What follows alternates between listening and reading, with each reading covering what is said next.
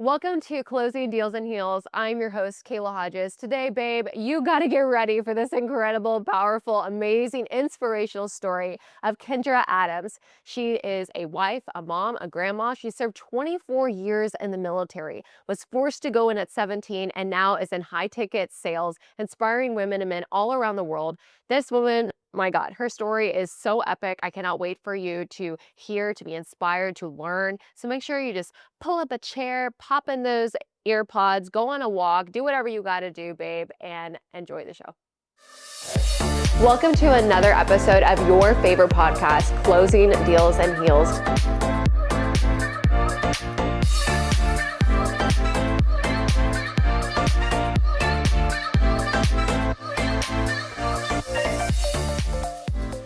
Hi, good morning, Kendra. Hi, good morning. Thank you so much for being here today, especially after our crazy day yesterday. Feels amazing. I just want to honor you for the way that you showed up and played full out yesterday and your ability to utilize your story and care so deeply about other people. You inspired me, so I wanted you to be on here this morning and, to share a little bit about who you are, because I think that there's so many women out there that don't realize like what it really takes to be in a place where like they have a happy family and maybe everything on the outside looks so good, but they don't understand like what it actually takes and the struggle and the commitment to yourself, to your kids, to your husband, everything else, to work, to actually be there and show up every single day and be in a place of leadership. Um, can you just give us like maybe just a little insight? Like if I was gonna ask like who is Kendra? How would you describe yourself and like what would you describe your life, especially for like a younger woman that's listening that just like wants to know that it's possible for her? Hmm. So most of my life, I never would picture myself sitting like right here where I'm at right now. So it's very, very surreal. So when you ask me that question, it's hard for me to come up with one answer. I think the biggest thing I would tell somebody is that Hey, beautiful. Just want to take one little second of your time to interrupt this podcast. First of all, I just want to honor you for showing up for yourself. Like, thank you so much for watching and for listening. Like, you have no idea how much it means to me.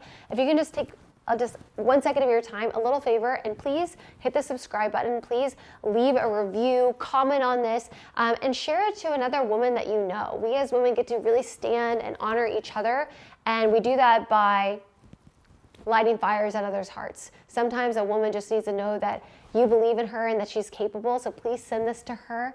I appreciate you. Thank you for taking that out of your time and doing that for us. You have no idea how much it helps and how much it helps us bring a really amazing guest on this show and get it out to more and more people. So thank you again. I will see you back in the show. we don't want to say, oh, what's your why or what's your purpose? I feel like sometimes that's so cliche, but visioning, like my whole thing is I don't want to go back or have what I grew up as. I know there's something better out there for me. But even coming first into the entrepreneurial space, I would compare myself to everyone. There's no way, there's no way, there's no way. I feel like if I would have surrounded myself with stronger, powerful women that believed in me sooner, I would have fast tracked my success. Yeah. Being, a decade in the industry, being at my age, most people are like, it's too late for me. It's too late for me. But I just kept realizing that the more I surrounded myself with powerful women in my circle, I started seeing what's possible. And honestly, that drove my own personal development. Mhm. I didn't even know what that was. I didn't even know what that looked like. So it is possible. You just have to find your people. You have to find it. If it doesn't make you feel good, find something else. And you're gonna lose a lot of friends. You're gonna discover people that you want to be like. It's like a parent and you don't want to be like.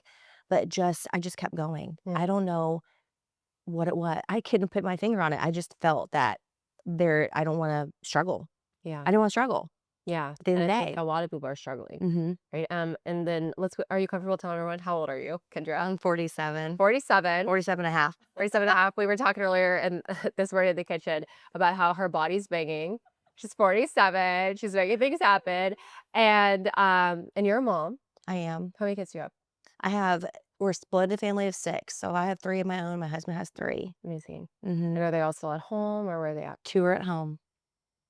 So the past 10 years have been an entrepreneurial journey for you. Mm-hmm.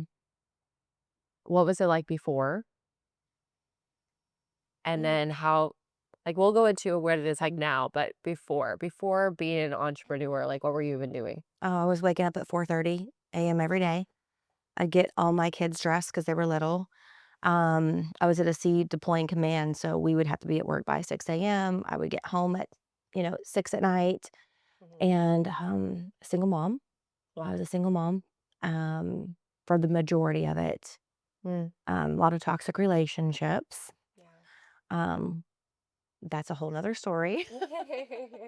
But it was just every day was the same, and I was put in a box. I didn't realize that this was even possible. I didn't even know what this life existed, Mm. because when I was in the military, I you were told how to think. You were told Yeah. everything was very structured and very regimented, where a lot of people need that, a lot of people do need that. I think I took a lot of skills over into this life because of it, but, when you're in the Navy or in the military, they're like, "You're not gonna be anything when you get out," because they want retention, they want you to stay in. So, it How long was were you serving for? I did 24 years. Wow. Thank you. So, thank you. It wasn't until I was at my lowest low, and I had just got back from a deployment from Thailand and went through a horrible second divorce. And so did you have kids when you went and Yes. deployed too? Yes. Yeah. Wow. How All long were 3. you away? All 3. How long were you away? I was only gone for about 5.5 months that Still, that's a time. long time. And so I came home, immediately went through a really, really bad divorce. And that's my breaking point of because I was staying because I couldn't afford to live alone with my 3 children. Mm. Um, and I remember went to go seek some help. And at this very moment, this is such a huge part of my story. I said, I don't want to go because I can't afford it. And I just moved in this house. My kids just started school here. And being in the military, you move every 4 years anyway. And so to move and then move them again after we moved, it was just A lot. horrifying to me. And so I remember him telling me, like, okay, Kendra, you're just in this big stew pot. What Who's do-" him? It was a therapist I was seeing. He's like, you're just in this big stew pot. He's like, what are you waiting for? You waiting for something to happen for you to make a decision?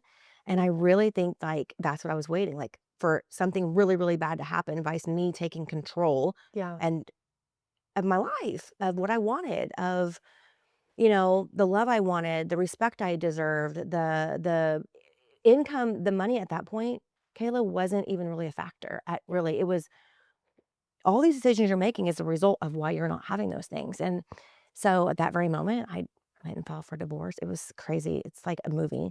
And that was like where my network marketing career and entrepreneurial world really took off Yeah.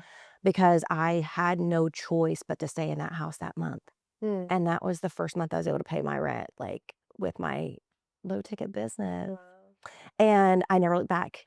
And the new Kendra was reborn. And I Mm. just started putting myself in front of people that would help me think differently, feel good, not you have to be here because this is just where you're at. Mhm. Like you don't have to live this life of these circumstances.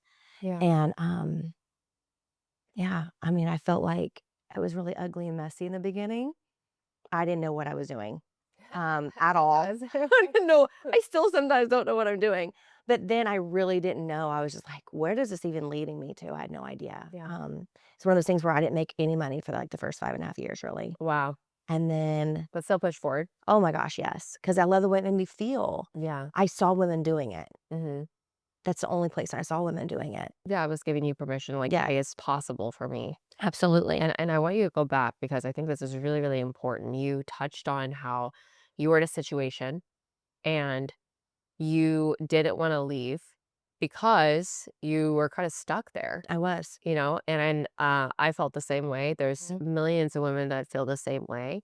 1 in 3 women have been through some type of abuse, and unfortunately, some of us have been and are in situations where it seems so daunting to leave. I remember even for myself, like, I had been a waitress, and I was in fine dining, so I was making a lot of money, And then I went into being a wine director and put on a salary. So I was making less, but I was married at the time. So we had two incomes coming into the household. So I didn't really worry about everything.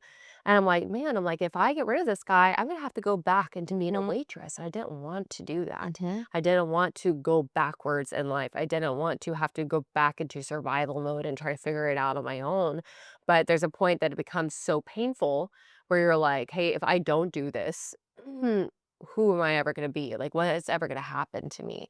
So, like, for yourself, I want you to go back into that moment in time because there's probably another woman that's listening to this right now it's literally in that situation where it just seems so impossible, or it seems like, oh my gosh, but this could happen, or this could happen, or I don't know how I would survive, or I don't know how I would get out.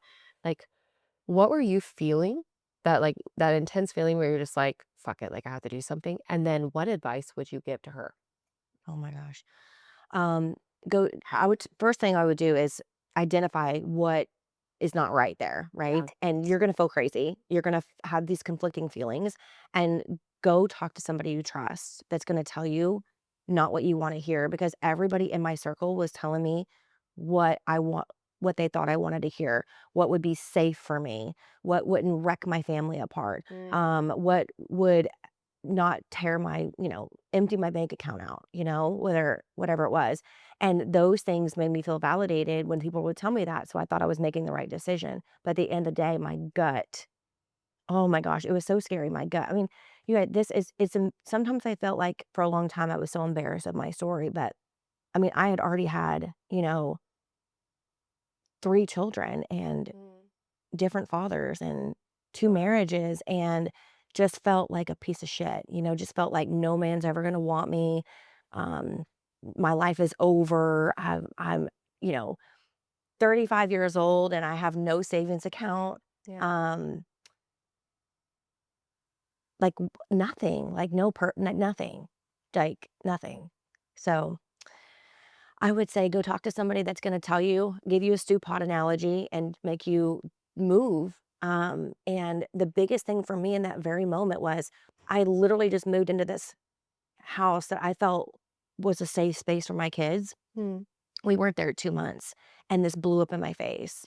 And the thought of moving them again when we just moved wrecked my whole life. I was like, mm, "There's no way." Like, that was it, and it might seem so simple. It's just a house, like, just go. But for me, it was really hard for me to get in that house, and it was supposed to be a new beginning.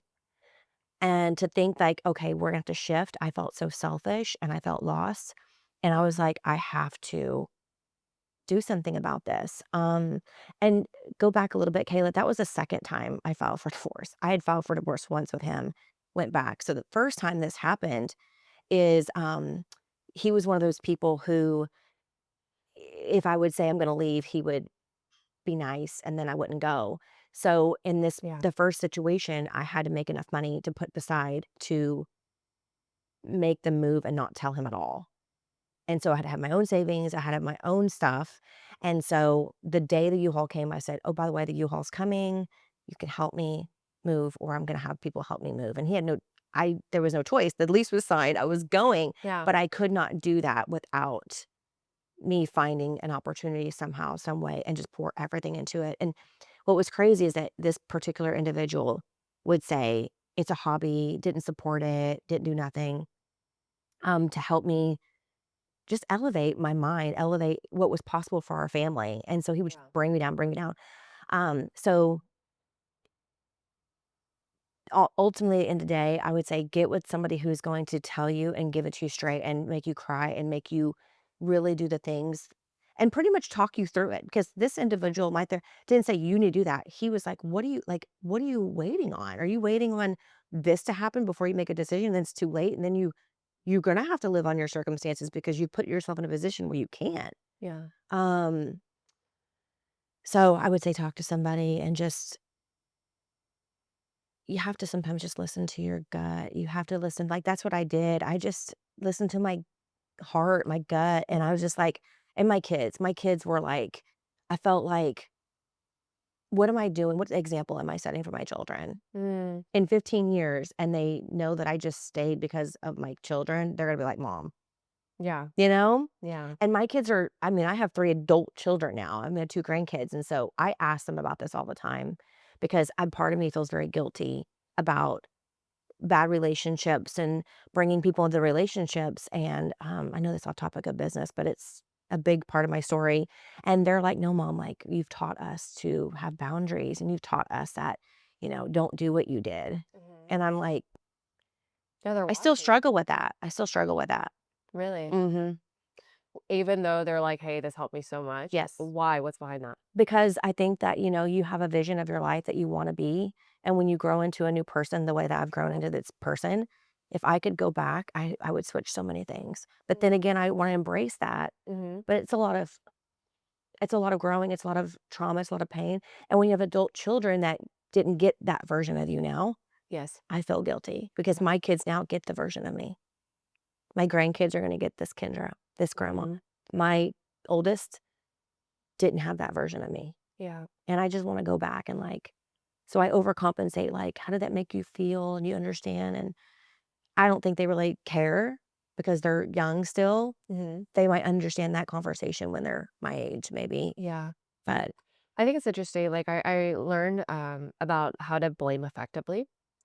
So, when there's, like, a situation in your life or something that happened that's really bad or, something that affected your kids, like, learning how to effectively blame it, where it's just like, "Hey, like, I blame you because this happened, I was able to do this, or because this happened, I was able to do right. whatever."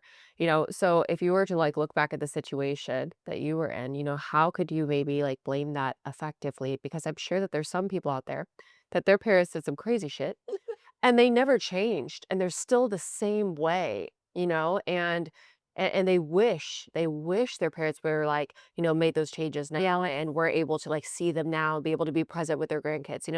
There was a woman in our bit yesterday that had mentioned that she wishes that her mom would be present with her child and that she's not, Same. you know? That's how So my mom was. My mom is not present in any of my kids' wow. life. So, when you put in that perspective, it's like, it gives you a little bit of relief. Yeah. But effectively blame, oh my gosh, that's a hard one for me. Yeah. It really is. Yeah. Or like, "I blame you because of this happened." It's Mm, a really, really good reframe mhm. too, because it sucks because sometimes our brain will bring up all the your brain knows exactly what to do to torture you, Yep. and Mm, so it knows exactly what to say, exactly where to go in order to make you feel bad, in order to make you feel shameful, guiltful, all that stuff. mhm. And I'm with you, like, there's stuff with my daughter that I really wish I could get back.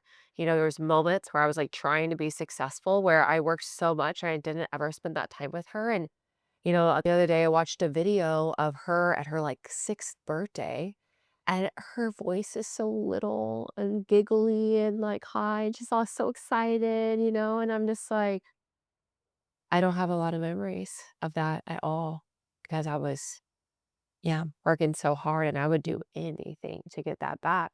And then at the same time, I'm just like, yeah, but my daughter, she's so advanced right Oh now. my, yes. So advanced, and I'm like, she would never be like this and never have the trajectory of her life if we didn't go through everything that we Yep. went through. I'm like, is it worth the memories that I don't remember Right. for her to have an extraordinary life right Right. now? And I'm like, yeah, it is. And I guess that's how I feel about my grandkids too, because recently in the last 14 months, pivoted into a new career. And that was all pivoted and driven mainly because my first grandbaby was born. Wow. And it was like, I love my kids, don't get me wrong, but my grandkids are like, I cannot even explain to you. And I just wanted to leave them everything I possibly could. I wanted them to have choice freedom. I wanted them to be able to, if they wanted to start their own business and not go to college, they could, and not have to struggle to go buy a house like I did. I want them to be able to do that, fast track all that for them. And the world's not going to get any easier. Mhm. So, This is legacy, right? oh my This gosh, is, yes. and this is really important to you. I know that. Oh, 100%. So, if you were to describe like the legacy that you want to leave for your family, like what's behind that? Like, why is that so important to you? What do you see? Oh my. I want to see them not suffer. I want to see them, and not even just not suffer, but not struggle. I want them to be smart with their decisions. I want them to have the opportunity, not a handout, but I want to be able to pass down something to them that gives it, that makes them think like I don't have to, I get to. Mhm. My whole life was I have to from the moment I was 17. I mean, from the moment I was like born, I feel like, but I want them to be like, I get to and have opportunity and be able to use their creative minds and think and not have money be a reason why they're making choices in their life. Yeah. Really, because I felt like I was put in bad relationships because of it. I joined the military because of it. Mhm. Everything I had because I was just surviving, which it's fine for me, but for my grandbabies, I don't want. Yeah. That really tweaked me, and, I always think back too, like, well, I wasn't in a position to even set that up for my kids when I was 19 having a baby, Yeah. and then I just kept repeating and repeating and Yes. repeating, and, "Oh, he'll take care of me. Oh, he didn't. Oh, he'll take care of me. Oh, he didn't," to the point where I was like, "Okay, this is ridiculous, Kendra, like, you need to get your shit together and do whatever it takes," and being an entrepreneur wasn't making me any money in the beginning, but it felt good, and I Yeah. just felt like I was growing slowly, but I was growing and people could see it. It's a good feeling when people say like, "Oh my gosh, you've changed so much." Mm. You know? Do you wanna go into, like, why you went into the military? Yeah, let's do it. Yes. Okay, so I wasn't a bad kid. My grandma raised me because my both parents are just hot mess, alcoholics and things Mm. like that, and it's a whole nother story. Paige and I were talking about that last night forever. Um, so I was in a delinquent boyfriend in high school, Yeah. and They're always so attractive, right? so delinquent boyfriend, oh my gosh, and this particular story I'm gonna tell the whole story, okay? Mhm. And so we were going to a grocery store, and we had his mom's car, and, he's like, "Hey, stay here, I'm gonna go buy waffles in the morning, my mom wanted me to come to the store and get some things for her for breakfast this morning. Just stay here." I'm like, "Okay." So I'm just sitting there, and next thing you know, someone knocks on the window, and it was the security from the, grocery store. And he's like, "You need to come inside.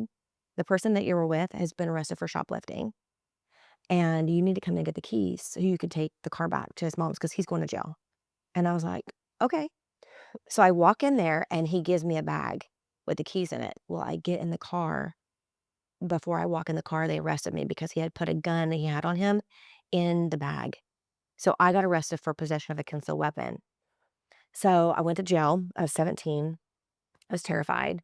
Had no idea what had happened. But back then, when you go to juvenile court, is either you go to a girl's home or you can join the military. Wow. I was 17 and I didn't know. Like I didn't want to go to a girl's home. Like Yeah. I was a bad kid.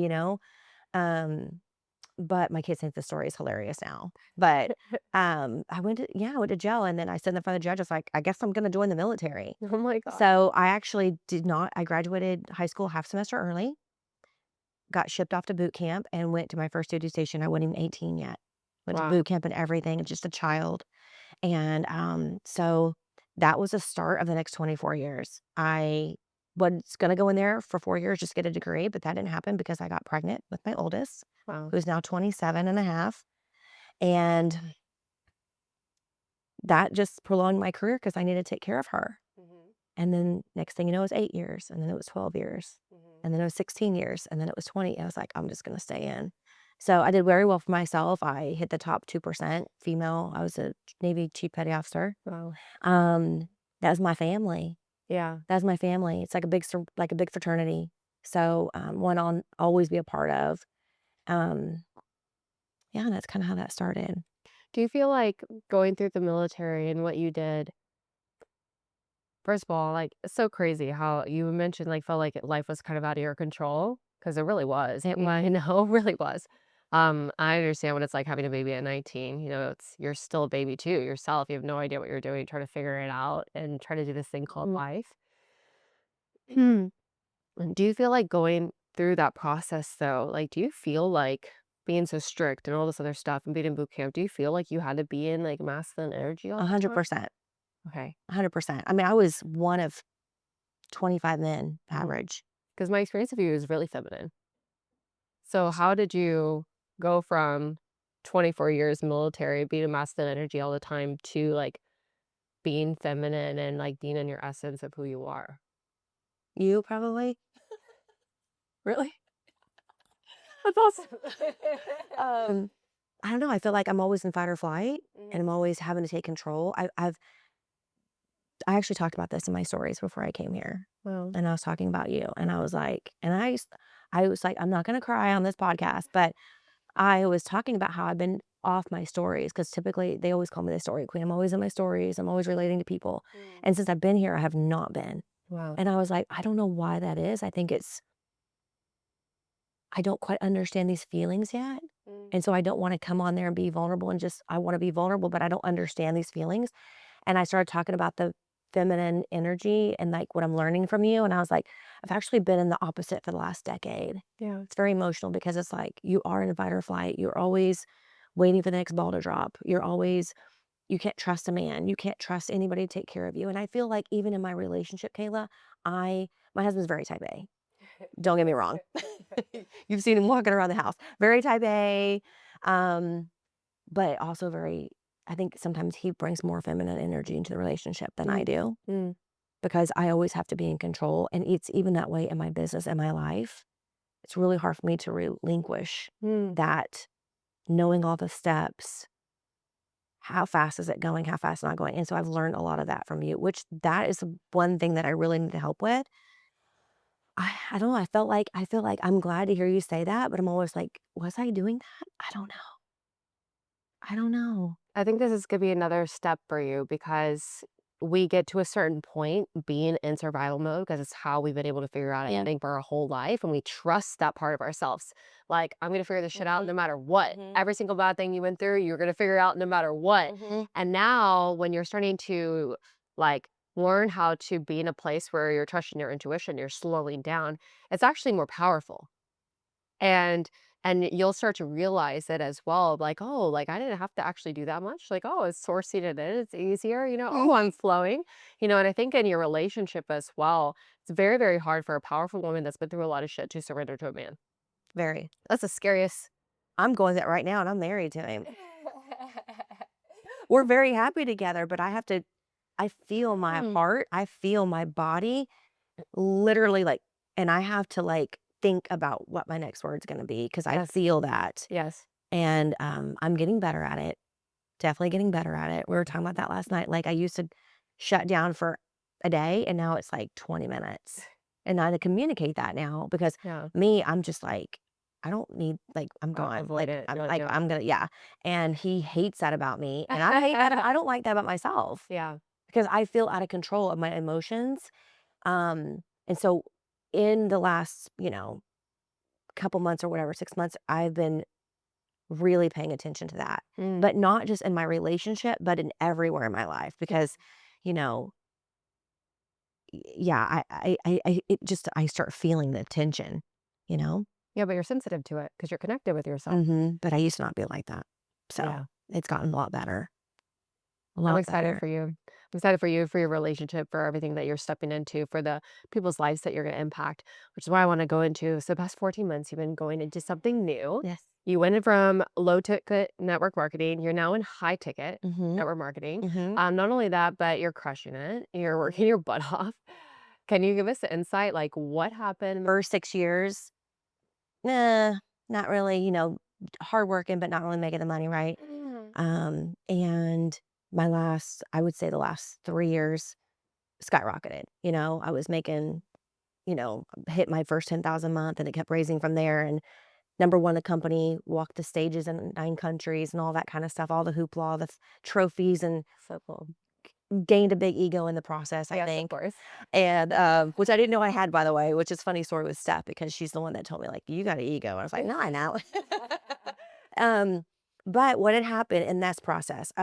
So I retired out of San Diego.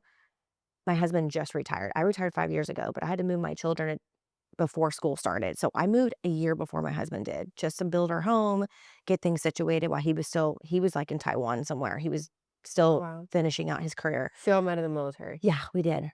Um, and so moved here, and once I moved here, and I don't remember exactly where it was, but the 4 months before I started high ticket, I just felt very not aligned.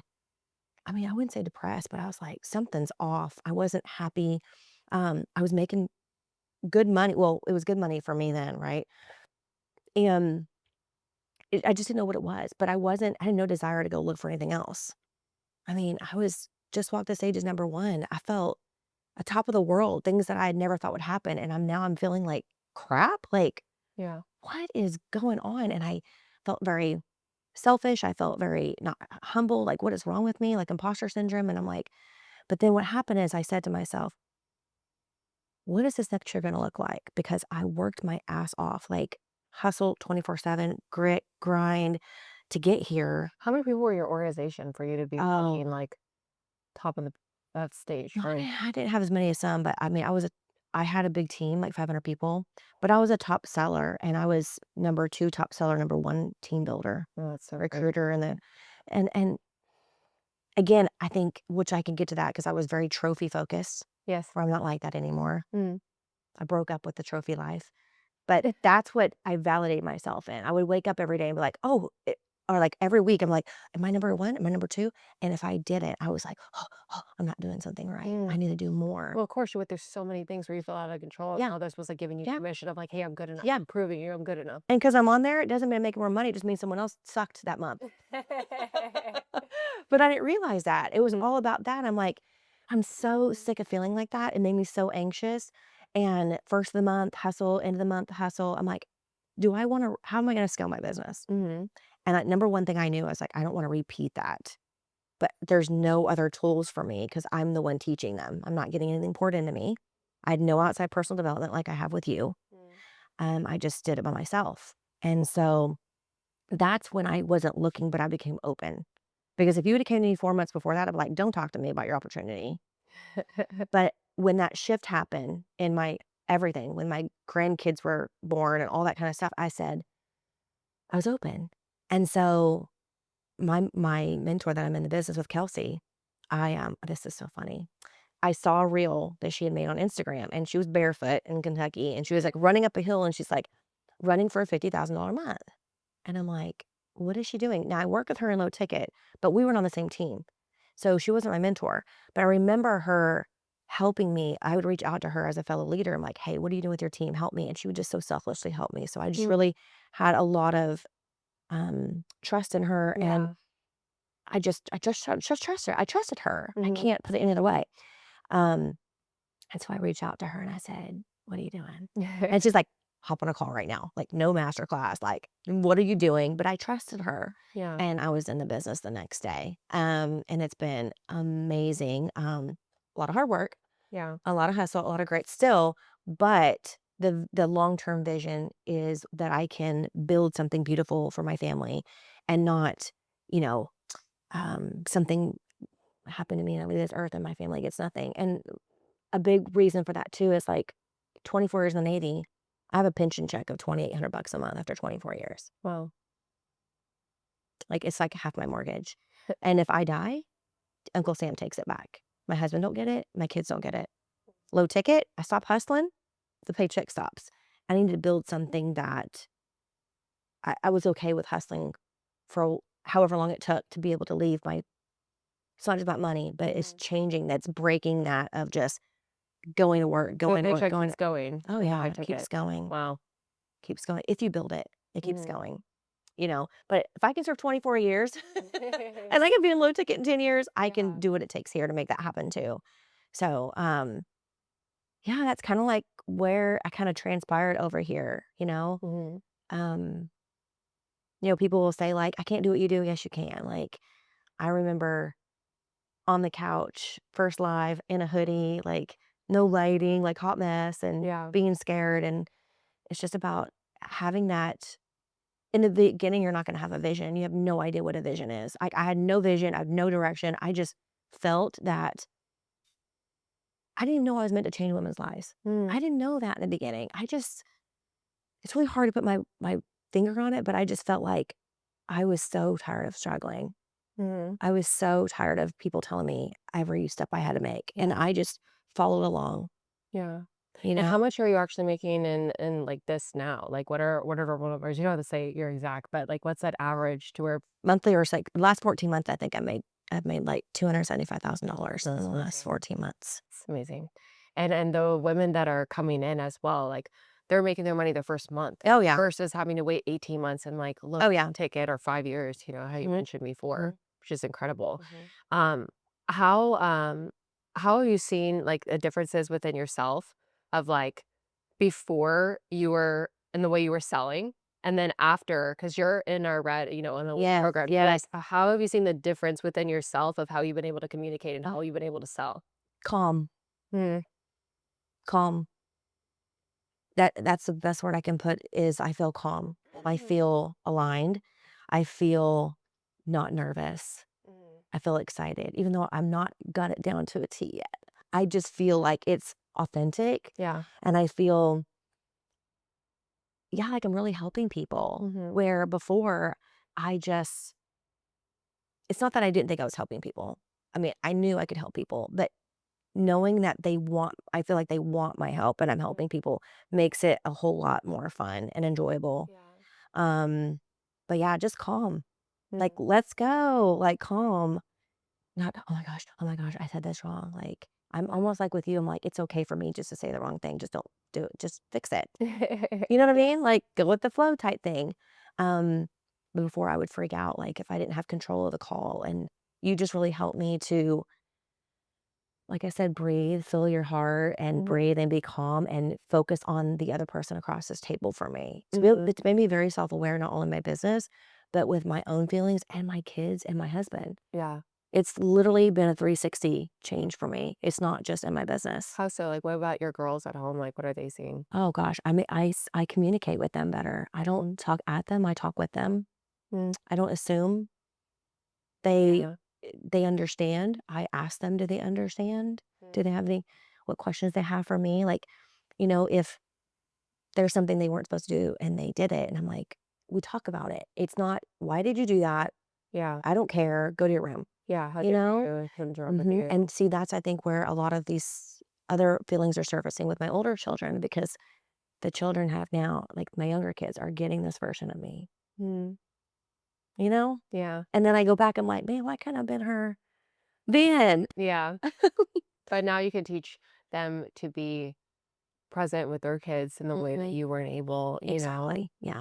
I feel like I still can be an example for them, even if it can still put that touch on them Mhm. as an adult in a different way. I Mm, mean, so yeah, it's been calming, it's been fun, it's been exciting yeah. to learn, it's been exciting to have people learn from me and actually me feel like I'm offering value. Mhm. Where before I always felt like I was winging it by the seat of my pants Uh-huh. because of someone's perception of me. Yeah. Like people, I thought that you were this way. Oh my gosh, you're so not. Um, to be able to add that value Yeah. and to still be myself, it's like, What about, like, with yourself with, like, your ability to lead, your mindset over the past, like how long have we been working together? A few months? since October. October? My Hmm. gosh. So since then into, like, right now, just, like, seeing how you're showing up in your life, like, what do you see as, like, the biggest shift? Intentional, I think, at being intentional, Mm, 100% with everything. I mean, just the little details, the fine details. yeah. And that feels good.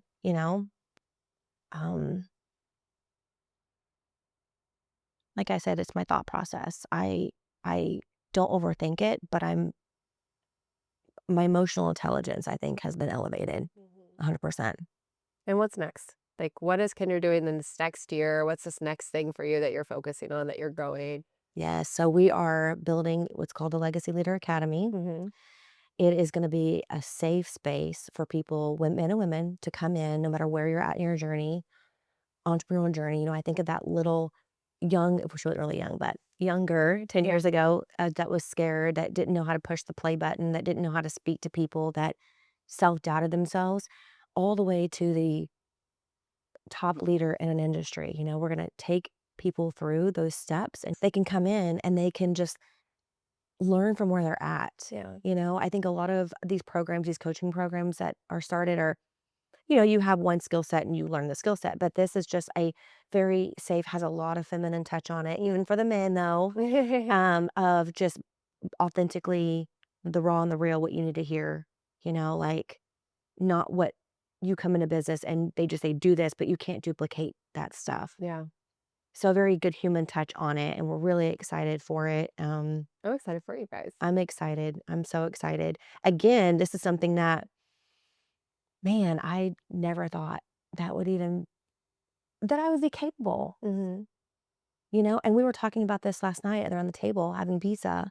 We're like, I think we have been underestimating ourselves this whole time, but we've still been moving the needle. Yeah. But inside, we feel like, Are we underestimating ourselves on this?" Yeah. And it's a little scary. It's a lot scary, I'm not gonna lie. It's a Yeah. lot scary, but we're so excited. And I still and inside of me, I'm like, "Is this gonna be valuable? I want this to be so valuable," but we know we don't have to help everybody. Mhm. Whoever is meant to see this program will see it, like you had said the other day, like, whoever's meant to be there will be there. Yeah. And so If the intention's to radically love oh, somebody and, like, to meet them where they're at and to show up and to see them and pour into them, that only good things can come. If the intention's like, "Oh, I just need this to be perfect. I need this to be right," or mhm, whatever, mhm, that's what holds you back because we're still focused inwards versus outwards. mhm, When you're focused outwards, there's like this energy, this creation that happens that is like quantum leaps and moves the needle like momentumly. I mhm, don't even know if that's a word, but just pushes it so quickly beyond what we could possibly see because there's like depth behind it, because like God's working through you, versus just like right in front of you. It's way more yeah, than that, and mhm, and everything will come into, alignment the way it's supposed to be, and not just you, but all of you are yes, getting this huge quantum leap and this huge insight into who you are and, like, what you're supposed to do, and your mess, like, is absolutely your message. You're absolutely going to help change so many people's lives mm, because of your commitment to transformation and your commitment to being a leader and your commitment to your family, you know? mhm. Yeah, we don't even know what it's gonna look like. We're just like, "Let's go, let's do Yeah. it." Figure it out what you got. Yeah, we're just like, it's exciting, it's Mm. exciting. It's just, you know, it's crazy because I sit here, I'm like, I can't even put it into words. Even just being here, Yeah. just being here. And I also wanna encourage people too that are watching this that feel like they always say, like, "You can do it on your own. You can elevate on your own." No, you can't. I mean, It'll take you a very long time. you're okay, exactly, like, I've never invested in my personal development ever until now. I feel like if I woulda had that, I would have fast tracked myself. Mhm. Not to say I wanted things to be any differently, obviously, because I wouldn't be here, but, it's definitely so needed. Mhm. So needed. I mean, now I'm outsourcing so many things Yeah. so I can actually spend time with my family. Which is the most important part, Yeah, you're forgetting. that was the end goal. Like, when I was hustling around the clock, I'm like, "I can't repeat this because I'm gonna get divorced." But I love this profession, and I love what I feel, and I love the offer. I love how I'm offering other people things. And so, I remember moving it. It's kind of off topic, but I remember moving into my new home, and I had my built-in wall that you see, like, on the camera. Like, I had all those built-ins in my house, in my Mhm. office, and I had that on my Pinterest board for 5 years. Wow. And then my kitchen was my Pinterest, my new pool is my Pinterest board, Wow. and so I've taken people through all my life, but I remember unpacking my stuff, and I had all the, like, Grammy trophies from my company, right? And they were like, I just could not part with them, and I parted with them. Wow. I threw them all in the trash, Wow. all the trophies, because 'cause I'm like, "The trophies aren't gonna validate who I am." Mm. I don't have a leaderboard, I don't care about the first end of the month. It's such an You're not incredible anxious anymore. I'm not anxious anymore. Um, Unless it comes to Canva, because I really suck at Canva. This is what the academy is, like, getting me uncomfortable because I'm doing things I've never done before. Mhm. Like, this is nerve-wracking. Mm. But, yeah, I broke up with the trophy, so I feel like I'm actually helping people now. I'm not just doing it for a trophy or doing it for a top leaderboard. Yeah. I love that. I'm doing it to help so many people and share my story if it happens. I feel like I don't want my identity to be my trauma Mm. I don't or think it is. no? I think yeah, because whenever you have a lot of shit, and you sit in there and you're like, "Oh my god, this is not fair and this," like, sure. But when you're utilizing it to be able to speak to somebody else who might be in the same situation, like God's just using you and you're willing to be Right. vulnerable to help make a difference in somebody's life, and Mhm. so that they can relate to you, and they're like, "Oh my god, it's possible for me." Mhm. You know? So I think that you're on the other side of it. I don't think that, and I absolutely think you should use your story Yeah. all the time because there's probably a woman that's watching this right now who's so inspired by you right now, Kendra. And I think that's incredible. Mhm. The girls in the studio are raising their hand. They're also very inspired. um, what would you say as we end here today, like just as like a piece of advice to, somebody that's watching this about what's possible for them? Oh, man. You're not gonna have the answer. You're not gonna know all the steps. Know what you want. Everything is possible, Hmm. and it's gonna scare her so much, but just know your next step. Yeah. Just just know your next step, and if you don't know what that is, get around people who are doing it and say, "What's my next step?" Or, "What do you think I should do?" Or Hmm. and always just I always say get a battle buddy. That's what we call the military. Not a mentor, but like a battle A buddy. battle buddy. Yeah, a battle buddy. And just check in and, have some of that person that inspires you, like us here, like just always keeping each other accountable by showing up and leading yourself first. Mhm. Always. And find that person for you. Don't doubt, like you're gonna doubt yourself. So I'm not gonna say don't doubt, but like just know your next step and don't give up. And Yeah. I know they always say, like, "Find your why, find your why." You do have to have a passion. You do have to have an end of the game or you're gonna quit everything. So, yes, that is important, but don't compare your purpose to someone else's purpose, Hmm. and I think that's what I did for a long time. My why is not big enough. I didn't even know my why. I'm comparing something that, like, I didn't even know because I wasn't dreaming big enough to have a why big enough. Hmm. So, just know and accept that your why and your purpose and why you're doing something is going to change. Mhm. Could change every week, could change every month, um, and just keep going, Yeah. but you have to know it's possible, and I do hope, me being the season of life that I'm in, and people can look at me and know, like, I'm not too old, I'm not incompetent, I don't have to have it all together, I have a horrible, messy past, I have 3 baby daddies, something like that, right? Because you not believe how many people I've inspired by telling them I have 3 different baby daddies. Yeah. I would never tell you that story now, like 5 years ago.